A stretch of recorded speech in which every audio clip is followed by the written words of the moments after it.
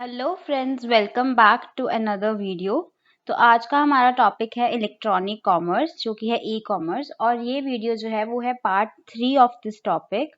अगर आपने पहले 2 पार्ट्स नहीं देखे हैं तो मैं उनका लिंक जो है वो डिस्क्रिप्शन में डाल दूंगी, आप वहाँ पे जाके क्लिक कर सकते हैं। और ये वीडियो एंड तक देखिएगा। I have a special announcement to make, जो मैं वीडियो के एंड में आप लोगों के साथ शेयर करने वाली हूँ। चलिए स्टार्ट करते हैं। सो फ्रेंड्स, सबसे पहले इसके अंदर हम लोग पढ़ने वाले हैं प्रिकॉशंस फॉर ई कॉमर्स, कि हमारा जो ई कॉमर्स है उसे सिक्योर बनाने के लिए हमें क्या क्या प्रिकॉशंस लेने चाहिए। तो सबसे फर्स्ट हमारे पास पॉइंट है access control and authentication. While making transactions through the internet, the system of defense such as passwords and biometrics should be made use of to ensure that no unauthorized person is making access. बहुत simple सी चीज है कि जो भी हमारा data है, जो हमारा नेट के ऊपर पड़ा है, ठीक है, उसे कंट्रोल करना है पासवर्ड्स लगा के, ताकि कोई भी ऐसा पर्सन उस डेटा को एक्सेस ना कर सके जिसको हमने अथॉरिटी नहीं दी है।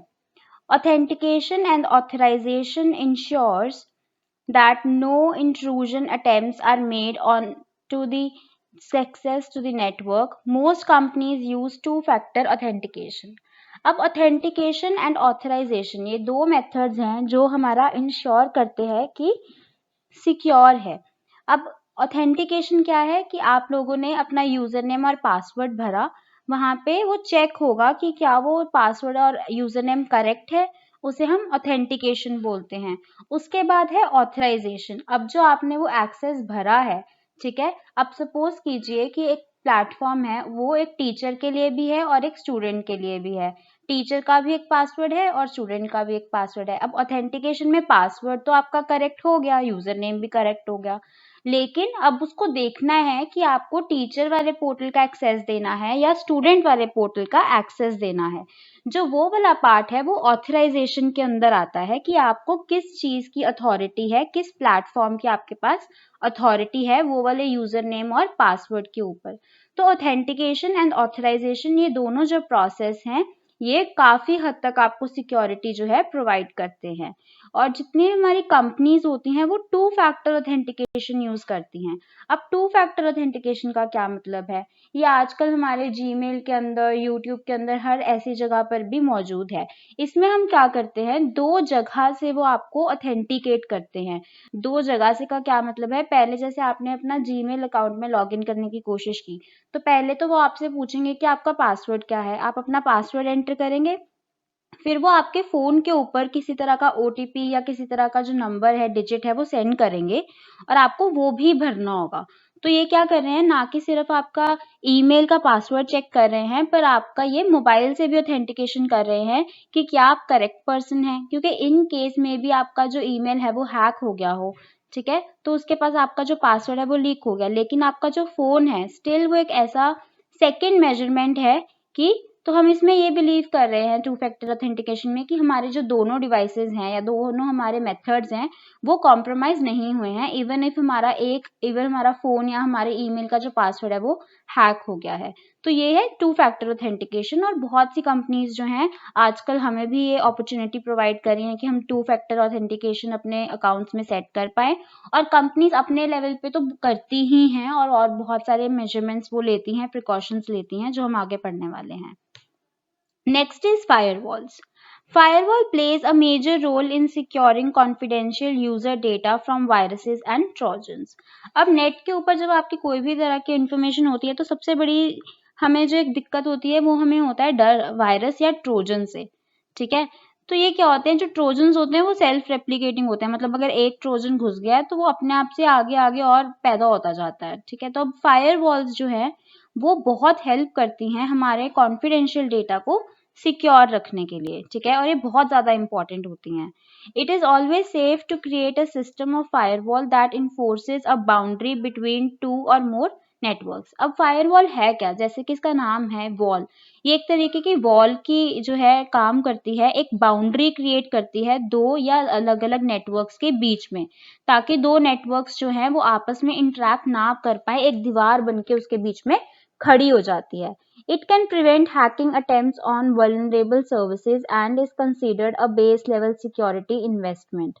अब ये जो फायरवॉल है, ये जितने भी हमारे हैकिंग के अटेम्प्ट्स हमारे डेटा के ऊपर हो रहे होते हैं, उनको प्रिवेंट करती है कि वो हैकिंग जो है वो ना हो पाए, ऐसे अटेम्प्ट्स को जो है वो रोकती है। जितनी भी हमारी वल्नरेबल सर्विसेज होती हैं, जिन्हें कोई ऐसा खतरा होता है कि वो हैक हो पाए, तो जो फायरवॉल है ये बहुत ही ज़्यादा जो बेसिक लेवल के ऊपर सिक्योरिटी मेजरमेंट है जो कंपनीज या हम लोग करते हैं। अगर आप अपने कंप्यूटर्स में भी देखें तो आपने फायरवॉल इंस्टॉल आपके जो है वो टर्न ऑन होती है, आपने एंटीवायरस डाली हुई होती है जो आपके फायरवॉल को सपोर्ट करता है।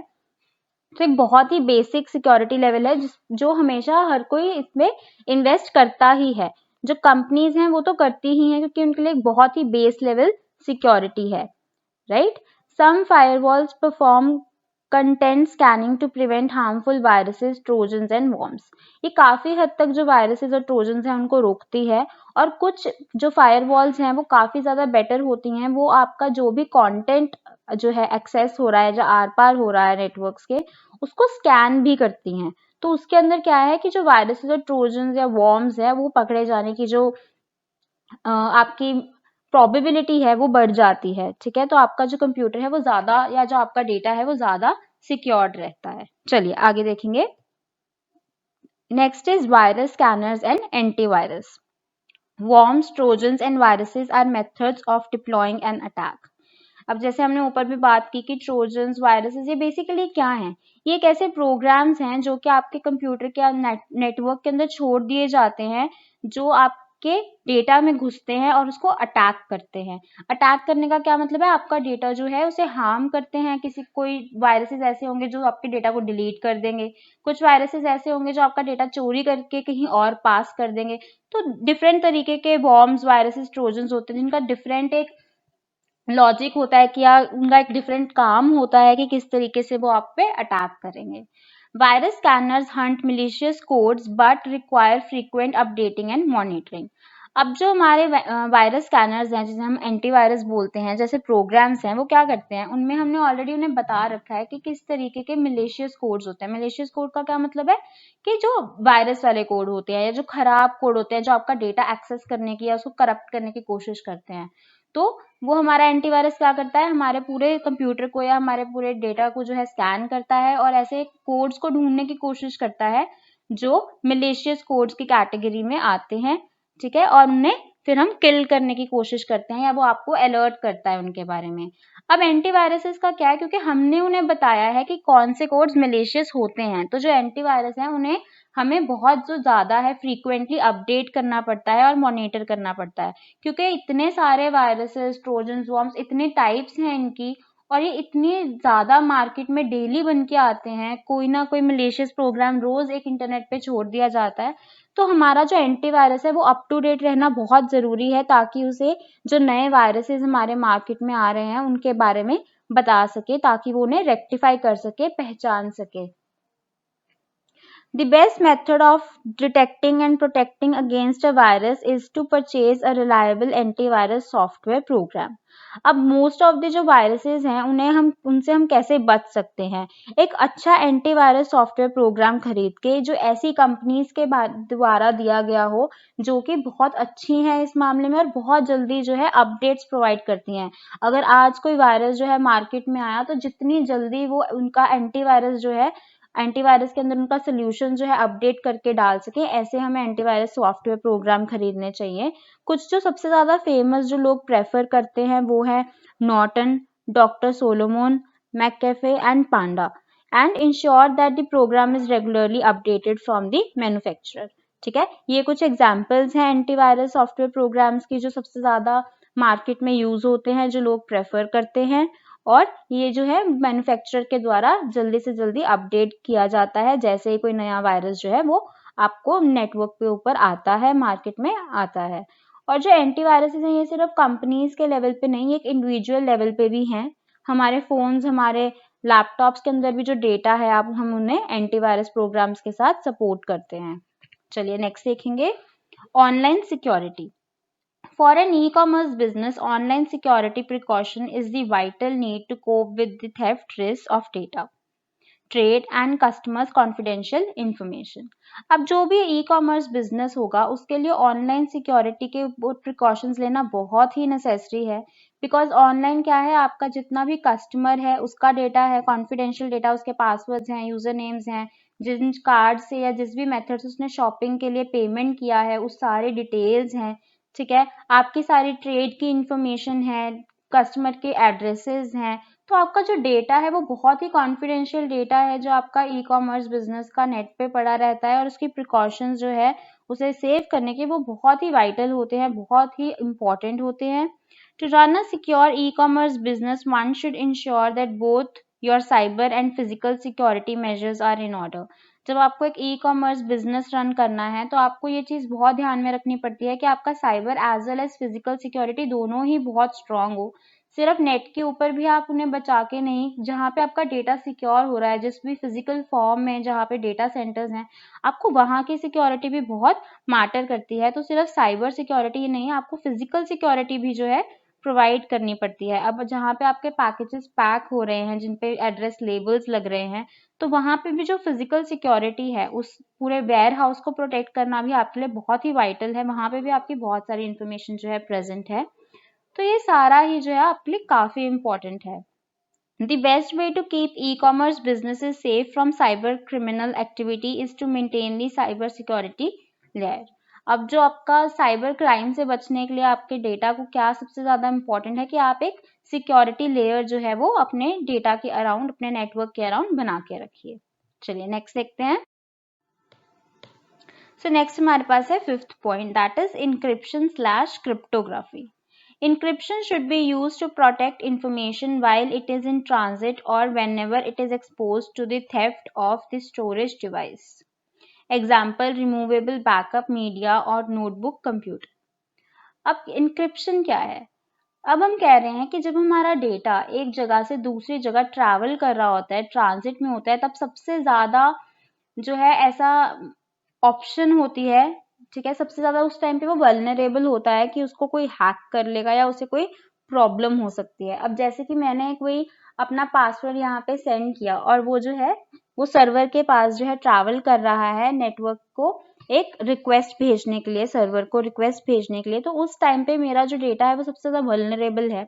तो अब क्या होगा, हम क्या करेंगे, जो हमारा डेटा है, जो हमारे पासवर्ड या जो हमारी इंफॉर्मेशन है, हम उसे डायरेक्टली जो है लाइन के क्रॉस ट्रैवल नहीं करवाएंगे, हम उसे इनक्रिप्ट कर देंगे। इनक्रिप्ट का क्या मतलब है, अगर सपोज कीजिए आपका जो पासवर्ड है वो 123 है, तो जो 1 है वो कोई और डिजिट बन जाएगा किसी एक प्री डिफाइंड फॉर्मूला के अकॉर्डिंगली, जिसे हम एल्गोरिदम्स बोलते हैं, जैसे SH6 है, SSH है। तो ये सारी एल्गोरिदम्स हैं जो हम शायद आगे पढ़ेंगे, ठीक है। अगर आपको जरूरत होगी आप मुझे कमेंट्स में बताना, मैं आपको जरूर पढ़ाऊंगी।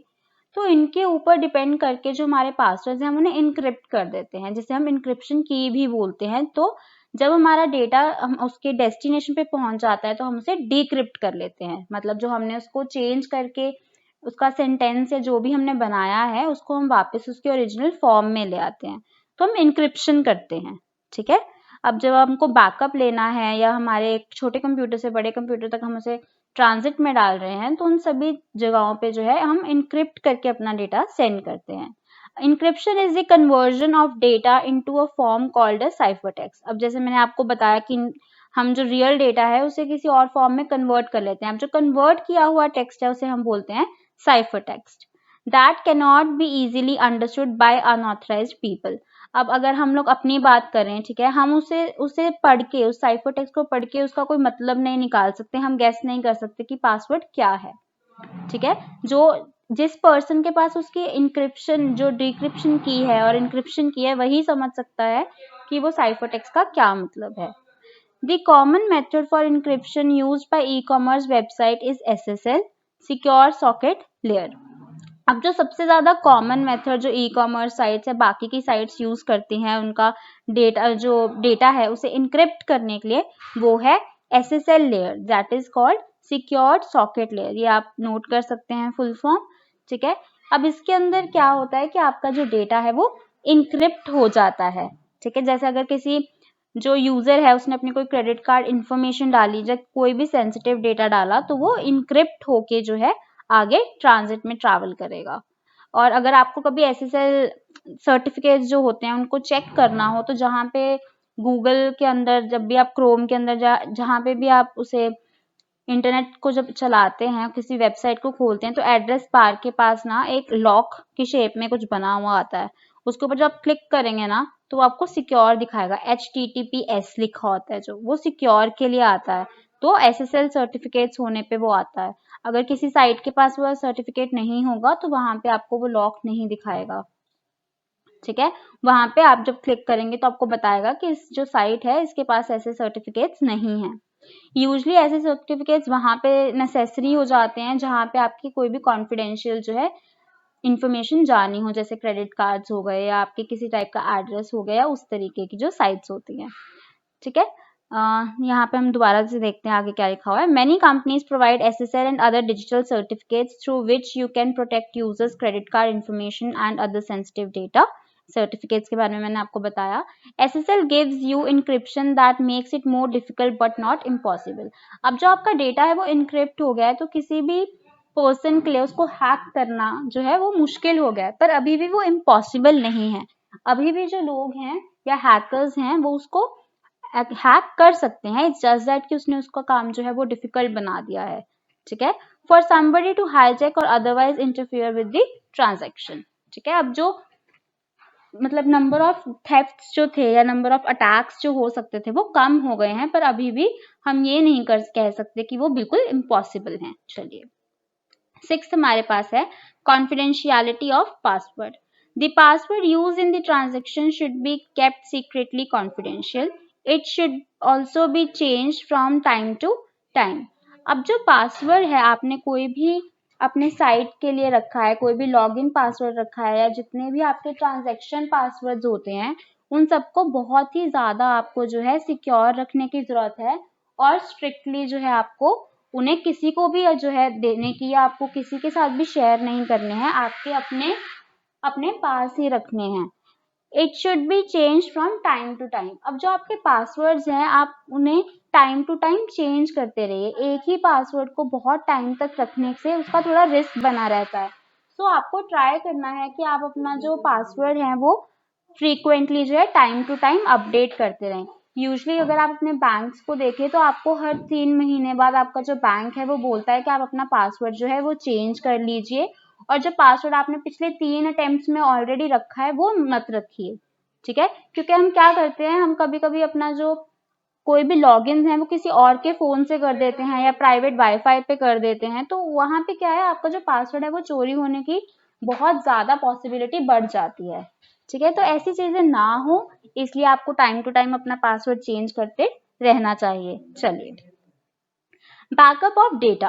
It is always wise to take backup of the data after every session. Sometimes important information may get lost due to reasons such as power failure, window corruption, hacking, etc. अब जो आपका data है उसे हम जो है उसका backup लेना काफी जरूरी है time to time after every session. तो जितने भी ई कॉमर्स साइट्स हैं या जितने भी ई बिजनेसेस चलते हैं उनके लिए एक बहुत ही ज्यादा इंपॉर्टेंट एस्पेक्ट होता है कि वो अपने डेटा का जो बैकअप है वो टाइम से टाइम हर सेशन के बाद लेते रहें, क्योंकि अब जो डेटा है वो काफी सारे रीजंस की वजह से लूज हो सकता है। जैसे कि अगर आपका जो पावर फेलियर हो जाए पूरे के पूरे प्लांट के अंदर, ठीक है, या फिर आपका जो विंडो है वो करप्ट हो जाए, आपका सिस्टम करप्ट हो जाए, हाईजैक हो जाए हैकिंग की वजह से, लाइक कुछ भी इसकी एक पॉसिबिलिटी हो सकती है, कोई भी ऐसा रीजन हो सकता है जिसकी वजह से आप अपना डेटा लूज कर दें, देन इट्स वेरी इंपॉर्टेंट कि आपके पास एक बैकअप हो। एक ई कॉमर्स के पर्सपेक्टिव से देखी तो अगर 1 मिनट का भी डेटा लॉस होता है तो उनके पता नहीं कितने सारे जो ऑर्डर्स हैं, ठीक है, वो सारे जो है लॉस हो जाएगा उन सबका, और कितने सारे जो ट्रांजेक्शन हैं वो फेल हो जाएगी और उन्हें बहुत ज्यादा जो है दिक्कत हो जाएगी सिर्फ 1 मिनट का ही डेटा लूज होने से। तो वेबसाइट्स के लिए it is very important that they take backup of the data every session. Next is uninterrupted power supply. एक अनइंटरप्टेड पावर सप्लाई होना चाहिए जो कि कंटिन्यूस हो, जिसमें कोई भी किसी भी तरीके की रुकावटें ना हो। Power cuts are one of the major problems in Punjab. अगर हम हमारे पंजाब की ही बात करें स्टेट की, तो पावर कट्स की जो प्रॉब्लम है वो काफी ज्यादा है इस स्टेट के अंदर। This situation is getting bad to worse day by day. और जो ये सिचुएशन है स्पेशली समर्स के अंदर काफ़ी ज़्यादा बुरी हो जाती है। जो आपका इलेक्ट्रिसिटी है उसके ऊपर आपका कोई भी रिलायबिलिटी नहीं है, जो आपका पावर सप्लाई है वो कभी भी जो है कट लगा सकता है, कट ऑफ हो जाता है। In this backdrop it is always necessary that the computers are attached to UPS so that one gets sufficient time to properly shut all the activity programs on the computer. अब ऐसी situation में क्या है, वो आपके लिए बहुत ही ज़रूरी है कि आपके जितने भी कंप्यूटर्स हैं वो प्रॉपर्ली यूपीएस के साथ कनेक्टेड हो, ताकि जब अचानक से एक पावर सप्लाई जो है कट हो जाए तो आपके पास इतना टाइम आपको मिले कि आप अपने जितने भी प्रोग्राम्स चल रहे हैं उन्हें सेव कर सके, ताकि आपका जो डेटा है वो लूज ना हो। अगर आपको नहीं पता है कि यूपीएस क्या है, तो यूपीएस जो है वो एक बैटरी की तरह काम करता है जिसे आप अपने कंप्यूटर के साथ अटैच करते हैं। ठीक है, जब भी आपके पास लाइट होती है वो चार्ज होता है और आपके कंप्यूटर के साथ अटैच रहता है, और जैसे ही लाइट चली जाती है आपको वो इमरजेंसी जो है इलेक्ट्रिसिटी प्रोवाइड करता है, जैसे कि एक बैटरी करती है। इट्स लाइक एन इन्वर्टर, जैसे हमारे घरों में इन्वर्टर होता है उसी तरीके से वो कंप्यूटर के लिए एक इन्वर्टर की तरह काम करता है। ठीक है, चलिए आगे देख। Next is 9th point, never disclose debit credit card number and email password. अब ये बहुत ही सिंपल है, आपको अपने डेबिट कार्ड या क्रेडिट कार्ड का जो नंबर है, ठीक है, उसकी जो आपके पास ओटीपी आता है उसको, या उसके पीछे जो सीवीवी नंबर है, आपके कार्ड के पीछे एक 3 डिजिट का सीवीवी नंबर लिखा है, ये चीज़ें जो है वो कॉन्फिडेंशियल हैं और ये आपको किसी के साथ भी शेयर नहीं करनी होती हैं, क्योंकि अगर किसी को ये डेटा की जो है एक्सेसिबिलिटी होगी या किसी को ये डेटा के बारे में पता होगा तो वो आपके बिहाफ पे किसी भी टाइप की ट्रांजैक्शन कर सकते हैं और आपको नुकसान हो सकता है। वैसे ही आपको किसी को भी ईमेल का पासवर्ड नहीं देना चाहिए। आजकल जितने भी साइट्स हैं, अगर आपको किसी का भी पासवर्ड भूल जाएँ और आप रीसेट करने की कोशिश करें, तो वो आपको एक ईमेल सेंड करते हैं। तो अगर आपने किसी को अपने ईमेल का ही पासवर्ड दे दिया, तो वो बहुत ज़्यादा पॉसिबल है कि वो किसी भी प्लेटफ़ॉर्म पे जाके आपका पासवर्ड रीसेट कर सकें। ठीक है, काफ़ी ऐसे जो बैंक्स हैं वो हमेशा आपको ईमेल के साथ साथ आपको ओटीपी भी भेजते हैं फ़ोन के अंदर, बट आप कभी भी ऐसी इन्फॉर्मेशन जो सेंसिटिव इन्फॉर्मेशन है वो किसी के साथ भी शेयर ना करें, चाहे आपके कितने ही क्लोज फ्रेंड्स हों, but you should never share these things. These days, hackers and frauds send emails to the people and prompt them to disclose their debit card, credit card number, and email password. Such emails should be instantly deleted without any delay. अब emails में क्या है, आपको ऐसी काफ़ी सारी promotional emails आती हैं जिसके अंदर लिखा होता है कि अभी क्लिक करिए तो आपको इतने % डिस्काउंट मिलेगा या आपको कोई फ्री प्रोडक्ट मिलेगा। तो जैसे ही आप उसके ऊपर क्लिक करते हैं, साथ के साथ आपको कुछ बाय करने के लिए बोला जाता है, जिसके अंदर आपको डेबिट कार्ड, अपने क्रेडिट कार्ड की इन्फॉर्मेशन जो है वो फिल करनी होती है, या फिर आपको अपने ईमेल के बारे में कुछ देना होता है। तो ऐसे जो ईमेल्स होती हैं वो सच नहीं होती, वो फ्रॉड्स ईमेल होती हैं। तो ऐसी ईमेल से आपको बचना है और ऐसी ईमेल्स को साथ के साथ आपको डिलीट कर देना है अपने सिस्टम के अंदर या अपनी मेल आईडी के अंदर, उसे नहीं रखना है।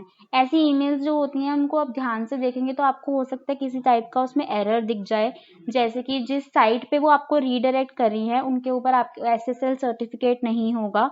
ठीक है, कभी भी ऐसी किसी भी साइट के अंदर अपने क्रेडिट कार्ड या कोई भी ऐसे क्रेडेंशियल्स मत डालिए जो सिक्योर ना हो। ठीक है, HTTPS के ऊपर ना रन हो रही हो।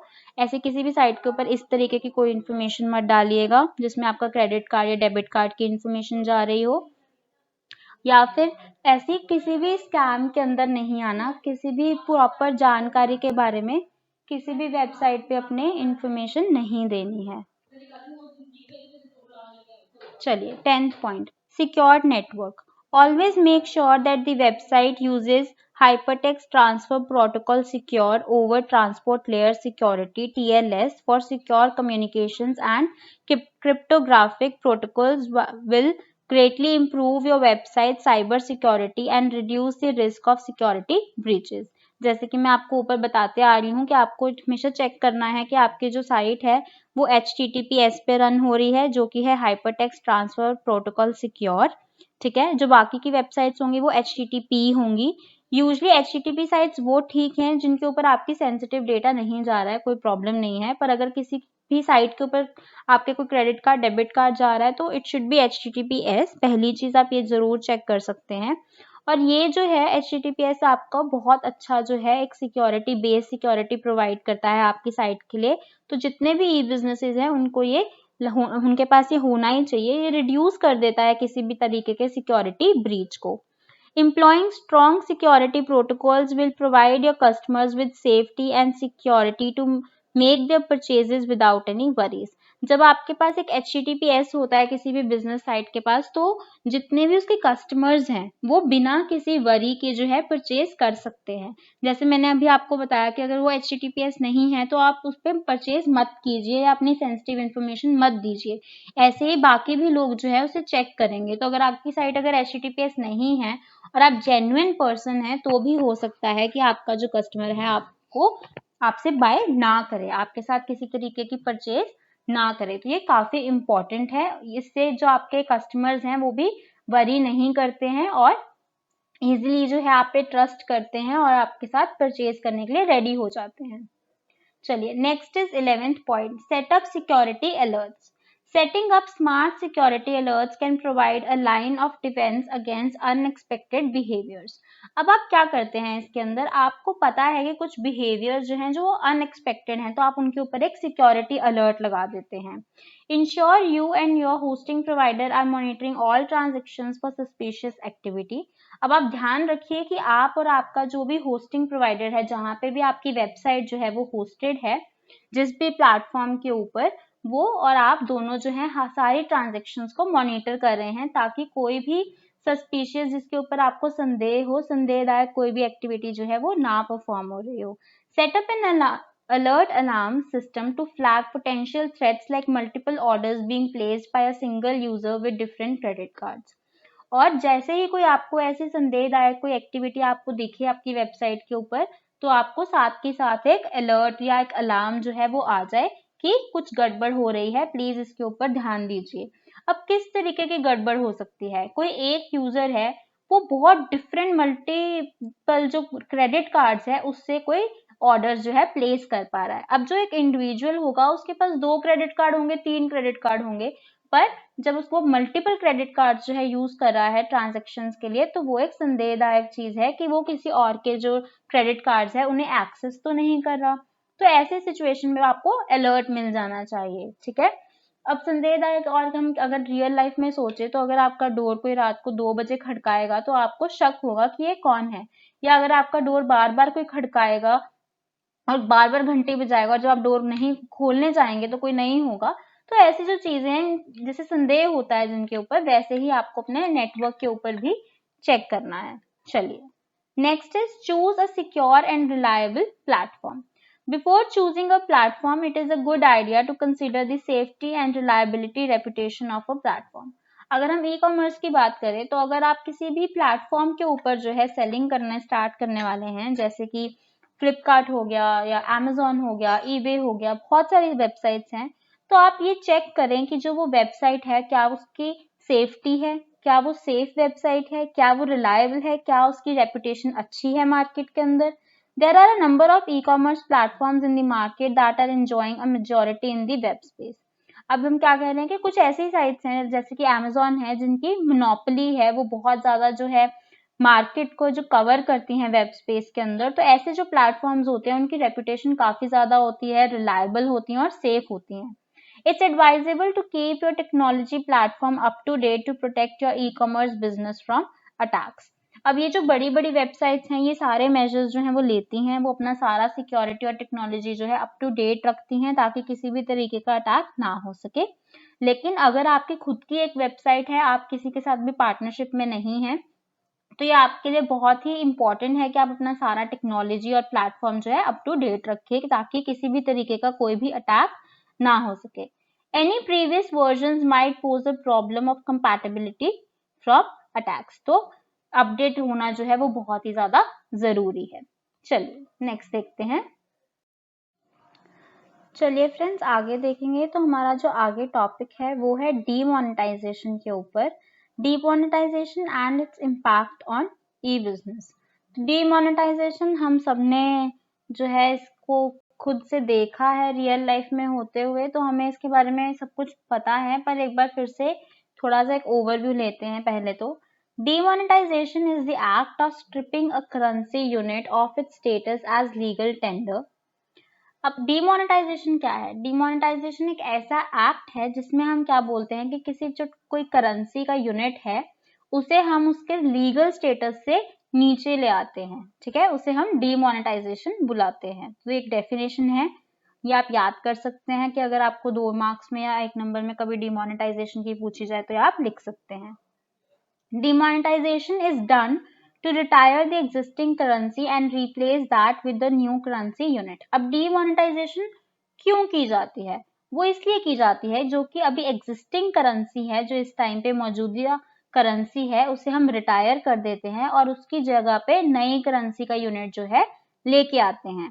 डीमोनेटाइजेशन में be done for various reasons. जो डीमोनेटाइजेशन है वो बहुत सारे रीजंस की वजह से की गई हो सकती है, जैसे कि इन्फ्लेशन को संभालने के लिए, इन्फ्लेशन को कॉम्बैक्ट करने के लिए, करप्शन को खत्म करने के लिए and to discourage a cash system, या फिर कैश सिस्टम को डिस्करेज करने के लिए डिजिटली जो है ट्रांजेक्शन्स करवाने के लिए। ये कुछ रीजंस हो सकते हैं किसी भी डीमोनेटाइजेशन के। So far the currency notes have been demonetized in India 3 times. अभी तक हमारे इंडिया के अंदर, हमारे भारत के अंदर 3 बार डीमोनेटाइजेशन जो है वो हो चुकी है।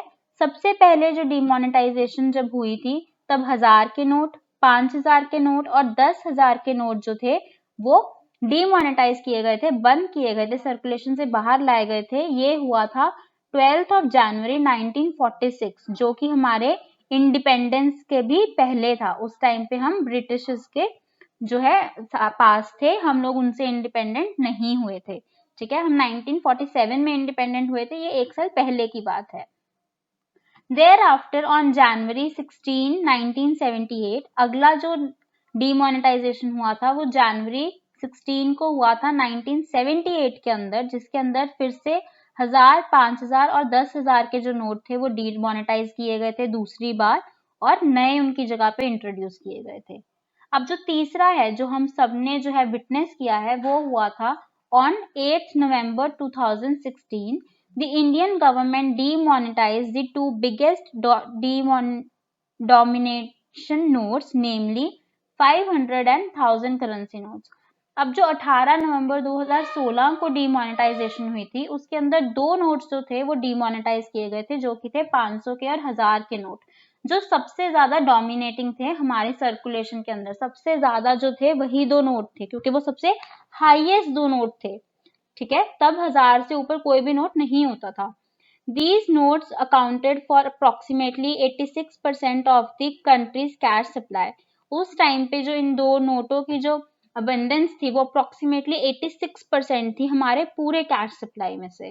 The purpose quoted for this demonetization were to eradicate counterfeit currency, fix tax evasion, eliminate black money gotten from money laundering and terrorist financing activities and to promote a cashless economy. और ये सारे जो reasons हैं ये दिए गए थे इस डिमोनेटाइजेशन को लेके कि ये डिमोनेटाइजेशन क्यों की जा रही है, ठीक है। चलिए आगे देखते हैं। अब पढ़ेंगे effect of demonetisation of currency notes. अब उस डिमोनेटाइजेशन के क्या क्या इफेक्ट्स हुए। Although the plastic money, example credit card, debit card, etc., has also the system of making and receiving payments through internet banking, NEFT, RTGS, Paytm, Airtel Money, etc., was in practice before the announcement of demonetization of 100 and 1000 currency notes, which accounted for approximately 86% of the country's cash flow, made on 8 November 2016 by the Indian government, but still a large number of transactions being carried out in cash, particularly for purchases like that of petrol, grocery stores, and day-to-day routine transactions like paying various types of bills. अब हम क्या बोल रहे हैं कि जब ये demonetisation हुई उससे पहले भी जो है हमारे पास credit card, debit card, internet banking, Paytm, wallets, ये सारी जो फैसिलिटीज थी वो हमारे पास पहले भी थी डिमोनेटाइजेशन होने से, और लोग इनको यूज भी करते थे। पर जो हमारे मोस्ट ऑफ द चीजें थी जिनकी जो ट्रांजेक्शन थी वो बहुत सारी ट्रांजेक्शन ऐसी थी जो कैश में हो रही थी, स्पेशली वो ट्रांजेक्शन्स जो कि जैसे कि पेट्रोल है, किसी दुकान में आप कुछ बाय करते हैं, या जो हमारे रोजाना दिन की जो ट्रांजेक्शन्स होती थी वो कैश में होती थी। और उस टाइम 500 और 1000 के जो नोट्स थे वो 86% हमारी कैश सप्लाई के अकाउंटेबिलिटी रखते थे। तो उस टाइम पे डिमोनेटाइजेशन हुई थी। As the cash of old notes with the people became more or less unusable and the availability of new currency notes were very limited, the people had to go through many difficulties. अब उस time पे क्या हुआ, जो 1000 और 500 के पुराने note थे वो बंद हो गए थे, वो बिल्कुल यूजलेस बेकार हो गए थे, और जो नए नोट थे उनकी जो अवेलेबिलिटी थी, ठीक है, वो बहुत ही ज्यादा कम थी, बहुत ज्यादा लिमिटेड थी, जिसकी वजह से लोगों को काफी सारी दिक्कतें हुई।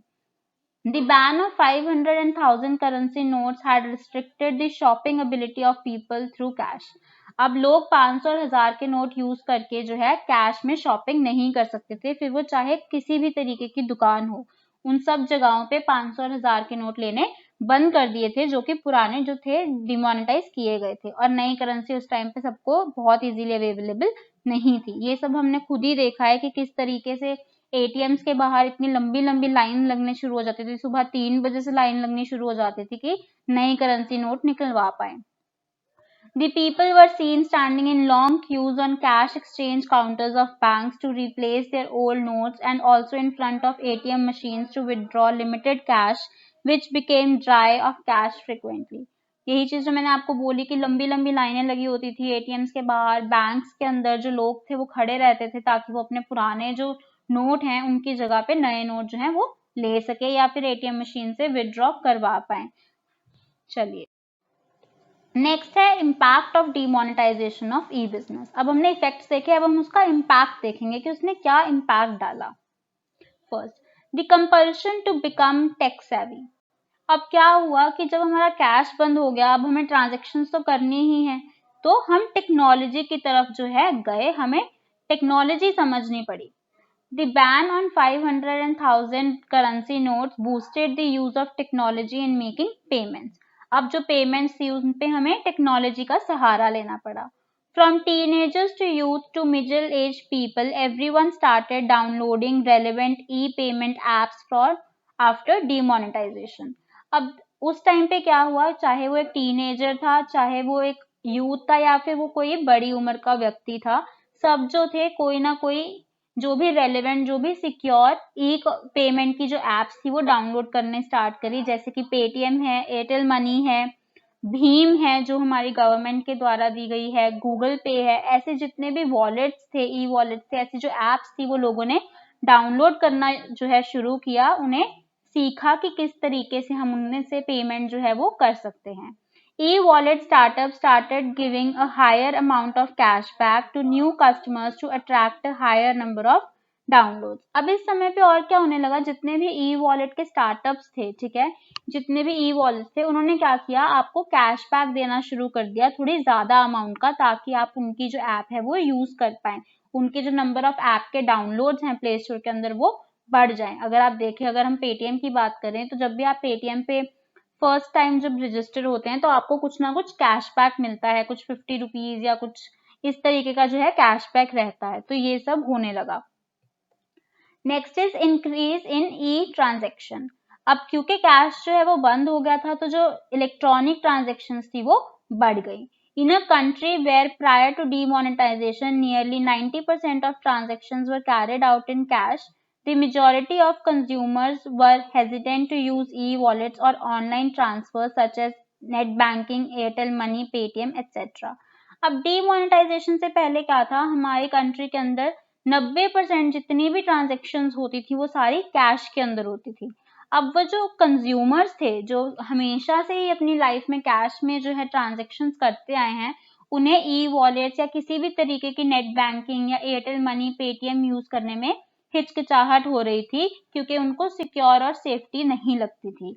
When they faced problems of cash, they had to resort to such options for making payments for even the things like grocery, paying school fees of their children, fares of cabs. अब जो वो लोग थे जो hesitant थे, अब cash की इतनी दिक्कत हो गई थी कि उन्हें अपनी रोजाना जिंदगी की छोटी मोटी चीजें जैसे ग्रोसरी है, स्कूल की फीस देनी है, कोई ऑटो रिक्शा कैब है उसके पैसे देने हैं, उसके लिए भी जो है इन्हीं वॉलेट्स का या इन्हीं ऑनलाइन ट्रांजेक्शन का ही सहारा लेना पड़ रहा था। This resulted in a sudden rise in E transaction across the country.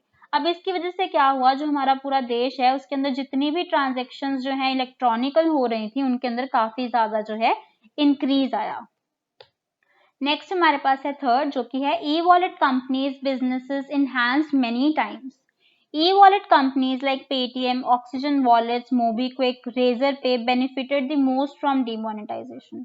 अब जितने भी ई वॉलेट्स थे, जितने भी वेंचर्स थे, उन सबको सबसे ज्यादा फायदा हुआ था डीमोनेटाइजेशन का, क्योंकि सब लोग जो कैश के साथ काम चलाते थे वो सारे के सारे जो हैं वो ई वॉलेट्स की तरफ भाग आए थे। Their user-based transactions and traffic increased unexpectedly.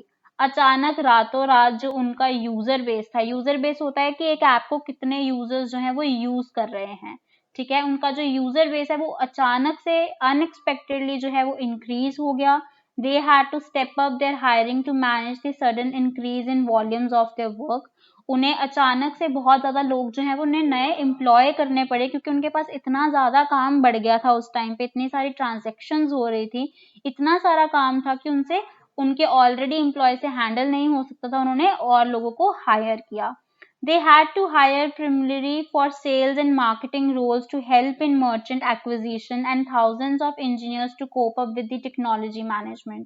उन्होंने बहुत सारे लोग जो हैं वो सेल्स एंड मार्केटिंग रोल के लिए हायर किए, ताकि ज्यादा से ज्यादा जो लोग हैं वो लोगों को वो अपनी तरफ, अपनी कंपनी की तरफ जो है खींच सके, मर्चेंट्स को एक्विजाइज कर सके, और बहुत सारे इंजीनियर्स को हायर किया जो कि इतनी सारी टेक्नोलॉजी की डिमांड को, इतने सारे ह्यूज ट्रैफिक को हैंडल कर सके। सो नेक्स्ट फ्रेंड्स हमारे पास है compulsion to resort to e payments.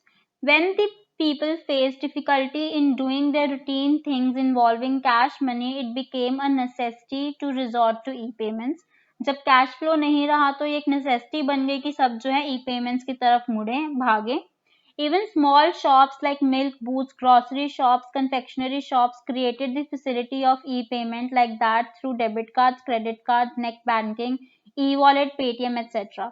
अब जो ऐसी शॉप्स थी जो हमारी रोजाना की, अब उन्होंने कैश तो लेना बंद कर दिया क्योंकि वो पुराने नोट्स एक्सेप्ट नहीं कर रहे थे और नई करेंसी किसी के पास थी नहीं, तो उन शॉप्स को क्या करना पड़ा, उन शॉप्स को भी डेबिट कार्ड, क्रेडिट कार्ड की जो है फैसिलिटी देनी पड़ी, या फिर क्यूआर कोड जो होते हैं हमारे जितने भी पेटीएम के या भीम के, गूगल पे के, उन्हें वो जनरेट करके अपनी शॉप के लिए जनरेट करने पड़े, ताकि लोग जो हैं वो ई पेमेंट कर सकें।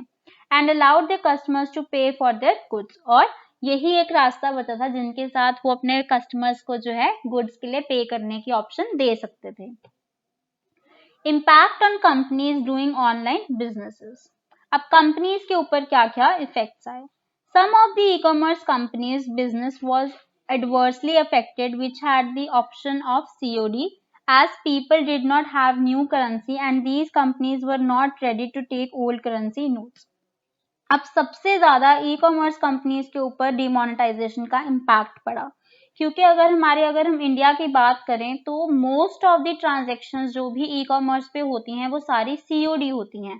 सीओडी होता है कैश ऑन डिलीवरी। आप अपना सामान ऑर्डर करते हैं, वो सामान आपके घर पे लेके आते हैं, आप अपना सामान लेते हैं और उसके बाद आप कोई पेमेंट करते हैं, उसे हम बोलते हैं कैश ऑन डिलीवरी। अब इस टाइम पे क्या हुआ, क्योंकि ई कॉमर्स जो हमारी कंपनीज हैं, जैसे मैंने बताया, मोस्ट ऑफ द ट्रांजेक्शन्स जो हैं वो सीओडी के बेसिस पे होती हैं। अब सीओडी में क्या प्रॉब्लम आने लगी, जब वो सामान लेके जाएंगे, जो करेंसी पुरानी है वो ही लोगों के पास है और वो करेंसी जो है वो कंपनीज एक्सेप्ट नहीं कर रही थी और नई करेंसी लोगों के पास थी नहीं, तो जो हमारा सीओडी बिजनेस था वो बहुत ज्यादा इम्पैक्ट हुआ।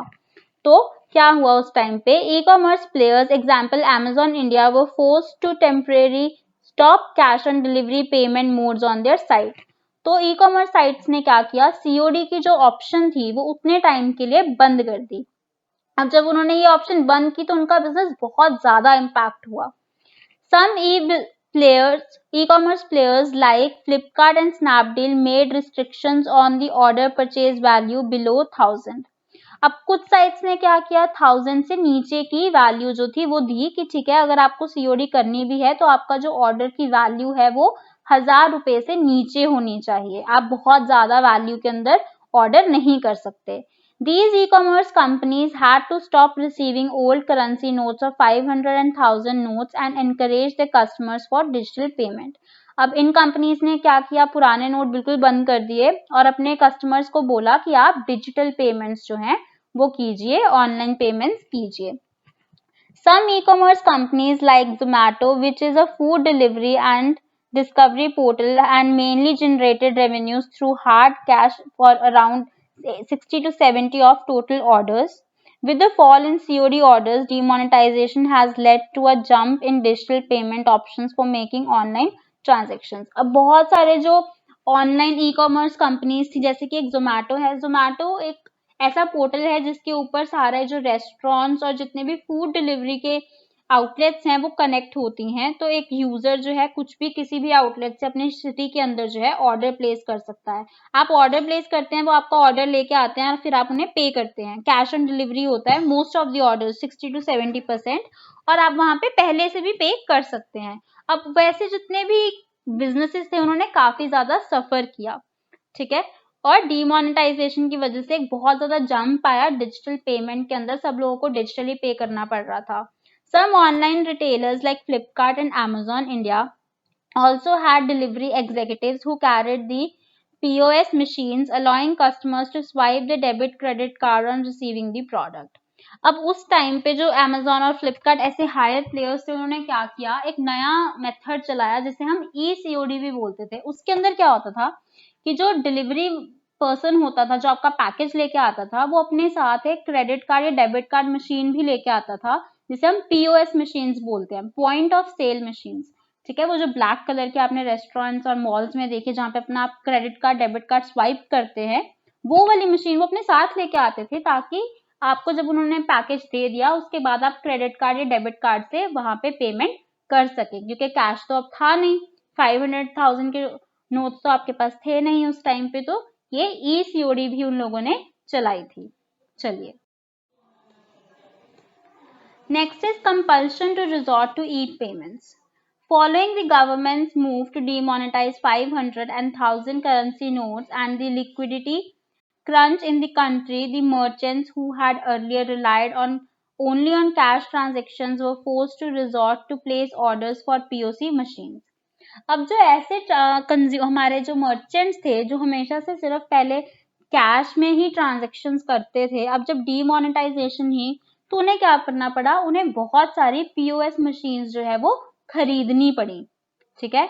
अब उसमें क्या हुआ, this resulted in a sudden rise of point of sale POS and card swiping machines. अब जब लोग POS मशीन्स खरीदने लगे मर्चेंट्स, तो POS मशीन्स की जो है बहुत ज्यादा डिमांड बढ़ गई। The company's example, EasyTap, MS Swipe, Pin Labs, IndiaMart got huge orders and their employees had to work day and night to meet the unexpected demand. अब जब किसी चीज की डिमांड बढ़ी, तो जो कंपनीज वो चीज को बना रही थी, जहां पे मैंने दिया है, जैसे इंडिया मार्ट ही ले लीजिए, तो बहुत से ऑर्डर्स आने पड़े लगे इंडिया मार्ट के ऊपर वो POS मशीन्स को खरीदने के लिए, ठीक है। तो जो भी इंडिया मार्ट और इन कंपनीज के जितने भी एम्प्लॉयज थे, उन्हें दिन रात काम करना पड़ा, इतनी ज्यादा ह्यूज डिमांड या इतने सारे ऑर्डर्स को बनाने के लिए, मीट करने के लिए। Following the non-availability of new currency notes, the banks including State Bank of India, Union Bank of India, United Bank of India, Canara Bank, Axis Bank and RBL Bank also approached POS procuring and manufacturing companies to get card swiping machines and hand them over to the merchants. अब इतनी ज्यादा उस time पे cash flow की problem थी कि जितने हमारे ये बैंक्स मैंने लिस्ट डाउन किए हैं, इन्होंने भी POS मशीन्स जो है वो प्रोक्योर की और मैन्युफैक्चरर्स को दी, ताकि वो अपने जो काम है, अपना जो बिजनेस है, उसे रन कर पाए, ठीक है। चलिए, अब नेक्स्ट टॉपिक हमारे पास है legal issues in e commerce. The legal issues in the major concern in e-commerce, especially in global market. अब जो लीगल इश्यूज हैं वो एक काफी बड़ा कंसर्न है जब हम ई कॉमर्स की बात करते हैं ग्लोबल मार्केट के अंदर। The legal challenges facing e-commerce are privacy and security. सबसे बड़े चैलेंज हैं वो privacy और security of your data. The two important issues that obstacle e-commerce are the lack of trust of users in the security of electronic contracts. अब जो users हैं उन्हें जितने भी इलेक्ट्रॉनिक कॉन्ट्रैक्ट्स हैं उनके ऊपर भरोसा नहीं होता, जितनी भी लीगल डॉक्यूमेंटेशंस होती हैं, कॉन्ट्रैक्ट्स होती हैं, बाइंडिंग्स होती हैं, उनके ऊपर भरोसा नहीं होता। The lack of trust of users in the security of electronic communication, और यूजर्स को जो है इलेक्ट्रॉनिक कम्युनिकेशन के ऊपर जो है भरोसा नहीं होता। ये बहुत बड़े दो ऐसे ऑब्स्टिकल्स हैं जो ई कॉमर्स में हम लोग फेस करते हैं। The legal issues specific to e-commerce are as follows। सिर्फ अगर हम e-commerce की बात करें, जो लीगल इश्यूज आते हैं वो यहाँ लिस्ट डाउन किए हैं। Internet fraud. Despite several laws and awareness programs, every year millions of people get sacked by fraudulent people। अब इतने सारे लॉज हैं, इतना सारे अवेयरनेस प्रोग्राम्स हैं, पर फिर भी हर साल बहुत सारे जो लोग हैं वो फ्रॉड के चक्कर में फंस जाते हैं। Scams, frauds, cons are prevalent all over the world and they are active in cheating and fooling people। अब जो हैकर्स हैं, स्कैमर्स हैं, वो सब बहुत ही एक्टिव हैं पूरे वर्ल्ड में, हर जगह पे, जो लोगों को चीट करने में और फूल करने के लिए ही हैं। Example, hackers and scammers create mirrors site of investment sites and it is possible to find whether the website is genuine or fraud। They ask users to share personal information like credit card numbers, phone numbers, जिसे हम phishing attack बोलते हैं। ठीक है, तो अब क्या है कि जो हैकर्स और स्कैमर्स हैं वो क्या करते हैं, जितनी भी इन्वेस्टमेंट साइट्स होती हैं वो बिल्कुल हूबहू उनकी कॉपी बना लेते हैं। और वो इतना डिफिकल्ट होता है बताना कि ये जो उन्होंने कॉपी बनाई है वो असली साइट है या एक कॉपी साइट है। और फिर वो क्या करते हैं, उस कॉपी साइट को प्रमोट करते हैं और वहाँ पे यूजर को जो है अपनी कॉन्फिडेंशियल जो इन्फॉर्मेशन है, क्रेडिट कार्ड या किसी भी तरीके का फोन नंबर, ऐसे जो इन्फॉर्मेशन है वो डालने के लिए उकसाते हैं, उन्हें प्रमोट करते हैं कि हाँ जी ये इन्वेस्टमेंट कीजिए, आपको इतना बेनिफिट होगा, इसकी इतनी % रिटर्न्स हैं। तो वो वहाँ पे मिरर साइट में आपकी इन्फॉर्मेशन डलवा लेते हैं और वहाँ से आपका डेटा जो है वो चोरी कर लेते हैं। वो साइट्स जो है वो जेन्युइन साइट्स नहीं होती, इसे हम फिशिंग अटैक बोलते हैं। ये हम आगे और थोड़ा डिटेल में पढ़ेंगे। ठीक है, websites should incorporate security measures to limit access to customer information by authorised parties. अब जो वेबसाइट्स हैं उन्हें इन सब चीज़ों से जो है वो बचना चाहिए और एक लिमिट डालनी चाहिए कि वो कितना जो डेटा है कस्टमर का, ऑथराइज्ड पार्टीज कितना डेटा जो है वो एक्सेस कर सकती हैं। Privacy policies and procedures should be clearly explain to customers. जो कस्टमर्स हैं उन्हें सारी प्रिवेसी पॉलिसीज और जो प्रोसीजर्स हैं वो क्लियरली एक्सप्लेन किए जाने चाहिए। अगर आप देखें, हम जिस भी साइट के ऊपर जाके परचेज करते हैं वहाँ पे बहुत बड़ा एक टर्म्स एंड कंडीशंस का पेज होता है जिसके नीचे अग्री लिखा होता है, जो हम यूजुअली बिना पढ़े उसके ऊपर टिक करके आई अग्री करके सेव करके नेक्स्ट नेक्स्ट नेक्स्ट कर देते हैं। अब जो वो डॉक्यूमेंट होता है उसके अंदर ये सारी चीजें दी गई होती हैं जो हम लोग पढ़ते नहीं हैं, जो कि बहुत ही गलत अप्रोच है। हमें वो डॉक्यूमेंट अच्छे से पढ़ के समझ के फिर ही आई अग्री पे क्लिक करना चाहिए। तो आगे से हमेशा ट्राई कीजिए कि आप किसी भी साइट पे जहाँ पे आप अपने कॉन्फिडेंशियल इन्फॉर्मेशन डाल रहे हैं वहाँ के आप टर्म्स एंड कंडीशंस जो हैं वो अच्छे से पढ़ लें। एटलीस्ट जिस टर्म्स एंड कंडीशन पे आपको आई अग्री का ऑप्शन दिया जाता है, एटलीस्ट आप वो वाला पेज जरूर पढ़ लें कस्टमर्स जो हैं उनकी सिक्योरिटी के लिए। चलिए आगे देखेंगे फिशिंग। अब हम पढ़ेंगे कि फिशिंग आखिरकार है क्या। So it is a cyber crime in which a target or targets are contacted by email, telephone or text message by someone posing as a legitimate institute to lure individuals into providing sensitive data such as personally identifiable information, banking and credit card details and passwords। अब fishing क्या है? ये एक cyber crime है जिसके अंदर किसी person को टारगेट किया जाता है। मान लीजिए कि अब आप टारगेट हैं, ठीक है, तो आपको कोई टारगेट बना के कोई ऐसा पर्सन जो कहेगा कि मैं एक लिजिट सोर्स हूँ, मैं किसी बैंक से हूँ या मैं कोई इन्वेस्टमेंट साइट से हूँ, आपको टारगेट करेगा और आपको आपकी इंफॉर्मेशन देने के लिए उत्साहित करेगा या आपको एनकरेज करेगा किसी भी तरीके से। ठीक है, अब जो आप इंफॉर्मेशन दे रहे हैं वो आप किसी भी लेजिट पर्सन को या इंस्टीट्यूशन को ना देकर एक फ्रॉड पर्सन को दे रहे हैं, उसे हम बोलते हैं फिशिंग। और ये जो अटैक है इसे बोला जाता है फिशिंग अटैक। जैसे मैंने आपको बताया कि वो आइडेंटिकल जो है साइट्स बना लेते हैं, इन्वेस्टमेंट साइट्स, तो जैसे ही आप उसके अंदर अपना यूजर नेम पासवर्ड भरते हैं वो आपका जो डेटा है वो फिश कर लिया जाता है। अब इसका नाम फिशिंग क्यों रखा गया, जब यहाँ पे देख सकते हैं कांटा है, जैसे हम एक फिश को पकड़ते हैं ना, वहां पे एक कुछ बांध के जो फिश को अट्रैक्ट करता है, उसी तरीके से आपका जो डेटा है वो फिश हुआ जा रहा है, फिशिंग की जा रही है। अब इसमें आप स्पेलिंग नोटिस करेंगे, वो वाला फिशिंग FISHING होता है और ये PHISHING है। तो कंफ्यूज नहीं करना है। वैसे ही आपको ईमेल भेजा जाता है जिसके अंदर आप अपना कुछ भी जो है एंटर कर देते हैं और आप उनके जाल में फंस जाते हैं। इस तरीके से आपका जो इन्फॉर्मेशन है, पर्सनल डेटा है, वो फिश किया जाता है। ठीक है, चलिए नेक्स्ट देखेंगे। Next is copyright. फ्रेंड्स, ये काफी इंपॉर्टेंट है, ये आप ध्यान से सुनेंगे। The internet makes कॉपिंग e books, E journals, music, files, photographs, artworks and words easy. अब नेट के ऊपर किसी भी तरीके की ई बुक, ई जर्नल या फिल्म, म्यूजिक, किसी भी चीज को कॉपी करना बहुत ही आसान है। The copyright laws protect intellectual property in its various forms and can not be used freely. अब जो कॉपीराइट लॉ है वो इन्हीं चीजों को प्रोटेक्ट करने के लिए बना है। ठीक है, अब it is very difficult to protect intellectual property in e commerce. अब जो ई कॉमर्स है उसके अंदर जो इस तरीके की प्रॉपर्टी है जो किसी को बिलोंग करती है, उसे प्रोटेक्ट करना काफी डिफिकल्ट है।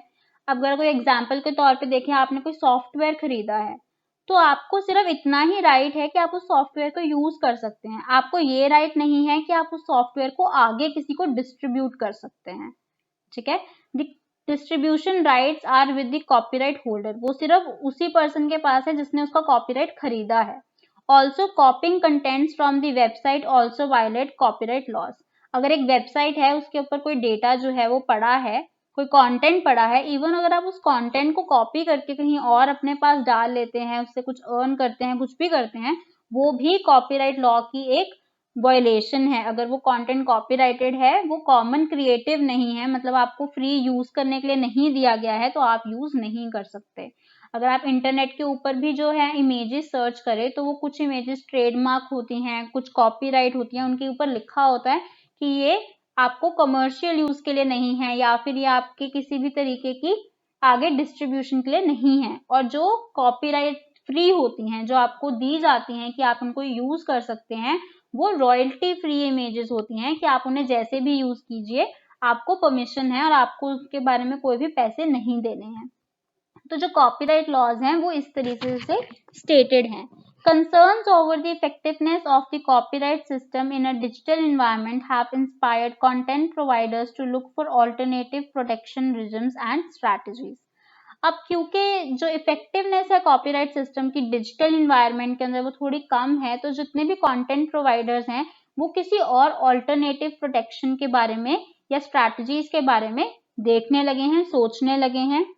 These alternatives, such as the protection afforded by contract law and information technology, comprise important elements of the electronic copyright measurement systems, a fully automated system of secure distribution, rights management, monitoring, and payment of copyright protected content currently being deployed. तो इस तरीके के जो alternatives हैं वो लोग अपनाने लगे हैं और इस तरीके के सिस्टम्स बनाए जाने लगे हैं जिसके अंदर अगर आपका जो कॉपीराइटेड मटेरियल है उसे कोई यूज करता है तो उसे रॉयल्टी जो है पे करनी पड़ती है। तो ये सारे जो प्रिकॉशंस हैं, ऑल्टरनेटिव्स हैं, वो लिए जाने लगे हैं। चलिए नेक्स्ट देखते हैं। Third is cyber law. Cyber law is the law governing computers and the internet. अब कंप्यूटर और इंटरनेट के ऊपर जो पूरा ओवरऑल लॉ है उसे हम साइबर लॉ बुलाते हैं। It set the framework, some rules and guidelines that define certain business activities going on through the internet, including copyright infringement, email privacy and identity theft. अब जो ये रूल्स हैं, ठीक है, ये एक फ्रेमवर्क है, इनके अंदर कुछ गाइडलाइंस हैं जो डिफाइन करती हैं कि किस तरीके से कुछ बिजनेस एक्टिविटीज जो हैं वो इंटरनेट के ऊपर होंगी। इसके अंदर कॉपीराइट इंफ्रिंजमेंट, अगर कोई आपका कॉपीराइट जो है वायलेट करता है उसके लिए भी लॉज बने हैं। ईमेल प्रिवेसी, आपकी ईमेल के ऊपर जो प्रिवेसी है आपकी, उसके ऊपर लॉज हैं। आइडेंटिटी थेफ्ट, आइडेंटिटी थेफ्ट क्या होता है कि कोई आपकी इंफॉर्मेशन चुरा लेता है और ऐसे प्रिटेंड करता है कि वो आप हैं, ठीक है, उसके ऊपर भी जो है लॉज बने हैं। The e-commerce industry carries out its business via transactions and communications done through electronic records. It thus becomes essential that such transactions be made legal. अब जितना भी ई कॉमर्स के ऊपर जो है काम है, जितनी भी ट्रांजेक्शन्स हो रही हैं वो सारी इलेक्ट्रॉनिकली हो रही हैं। तो जितना भी ऐसा ट्रांजेक्शन्स और कम्युनिकेशन है जो इलेक्ट्रॉनिक रिकॉर्ड्स जो हैं उन्हें लीगलाइज करना काफी ज्यादा इम्पोर्टेंट है, ठीक है, तो उसके ऊपर जो है लीगल लॉज बने हैं। The cyber law should be sufficient and secure enough to provide a strong platform to the country's e commerce industry. अब जो हमारे साइबर लॉज हैं वो बहुत सिक्योर और सफिशिएंट होने चाहिए, इनफ होने चाहिए एक कंट्री के ई कॉमर्स इंडस्ट्री जो प्लेटफॉर्म है उसको डिफाइन करने के लिए। ठीक है, तो फ्रेंड्स ये हैं हमारे लीगल इश्यूज जो ई कॉमर्स के बारे में हम लोगों को फेस करने पड़ते हैं। चलिए आगे देखते हैं। सो फ्रेंड्स, जैसे मैंने आप सबको प्रॉमिस किया था कि मैं लास्ट में वीडियो के एक अनाउंसमेंट करूंगी। So friends, that's the time. तो अनाउंसमेंट ये है, जैसे मैंने आप सबको प्रॉमिस किया था, ये जो हमारे लेक्चर्स हैं इनके जो रिटन नोट्स हैं वो मैंने हमारी वेबसाइट के ऊपर डाल दिए हैं। इस वीडियो के नोट्स का जो लिंक है वो मैं डिस्क्रिप्शन में दे रही हूँ। आप वहां से हमारा जो वेबसाइट है वो खोल सकते हैं और नोट्स को एक्सेस कर सकते हैं। इस जो टॉपिक है उसके नोट्स डल चुके हैं। इससे पहले जो हमने टॉपिक्स किए हैं धीरे धीरे मैं उनके ऊपर काम कर रही हूँ और वो नोट्स भी मैं आपको वहाँ पे अवेलेबल करती जाऊंगी। तब तक जो नोट्स हम साथ साथ में चैप्टर्स पढ़ रहे हैं वहाँ के नोट्स आप वहाँ से लीजिए, उन्हें पढ़िए और उन्हें आप जो है यूज कर सकते हैं। ठीक है, और आई होप आपको जो ये वीडियो है वो पसंद आई होगी। तो आप प्लीज ये वीडियो को शेयर कीजिए ताकि मुझे मोटिवेशन मिलती रहे और मैं ऐसी और वीडियोस जो है आपके लिए लेके आती रहूं। और सब्सक्राइब जरूर कीजिएगा चैनल को, बेल आइकन के ऊपर क्लिक करिए नोटिफिकेशन के लिए। और फ्रेंड्स, एक और बात, जो वहाँ पे नोट्स मैंने आपको प्रोवाइड किए हैं वो बहुत सारी जगहों से मिलकर बने हैं। ठीक है, नेट से और बहुत सारी आपकी टेक्स्ट बुक्स के माध्यम से बनाए गए हैं वो नोट्स। तो आप उन्हें उसी तरीके से जो है यूज कीजिएगा। चलिए, तब तक जब तक नई वीडियो आती है, थैंक यू।